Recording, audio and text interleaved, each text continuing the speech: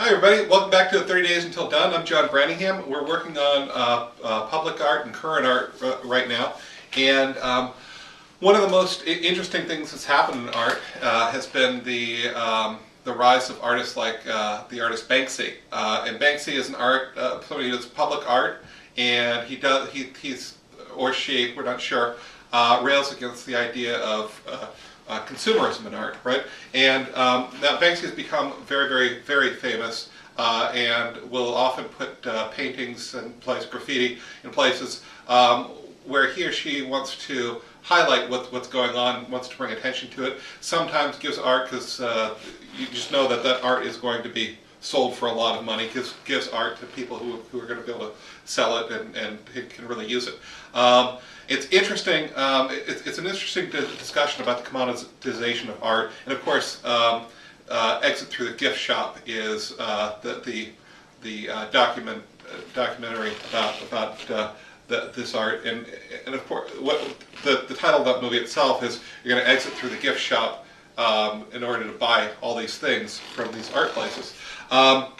I did not know this was a Banksy when I bought it. I was just walking through London with my friend Anders, and I saw this hanging up, and I said, "That's the coolest image I ever saw. I've got to buy this shirt."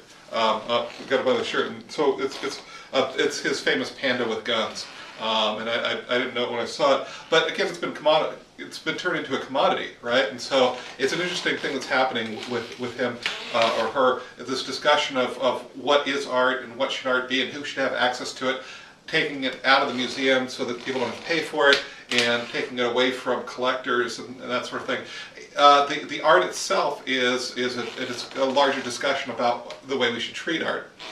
Anyway, it's interesting, and I'm going to post some stuff. I think rather than an individual image, I'm going to post the Google Images page below I just typed in Banksy and all these images came up, and we can write some pieces about this. Now the pieces can be either about an individual piece. There's a famous one where two British police officers are kissing, two male British police officers are kissing, or it could be about his or her group of work, or it could be about this shirt if you like, this ill-fitting shirt which I bought like 10 years ago, or whatever it is that you like.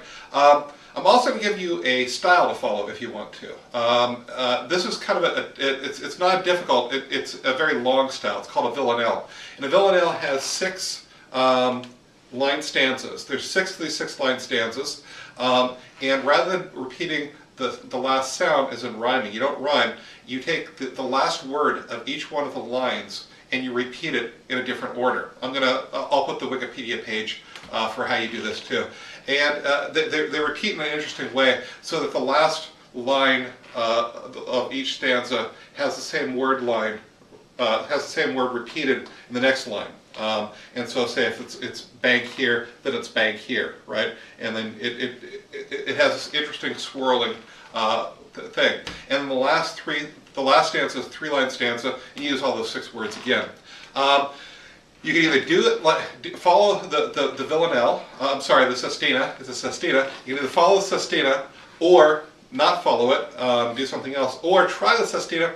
And if it screws up, here's the great thing about formal poetry. When you screw up with formal poetry, you get a damn fine free verse poem, right? And that's all the stakes that there are, right?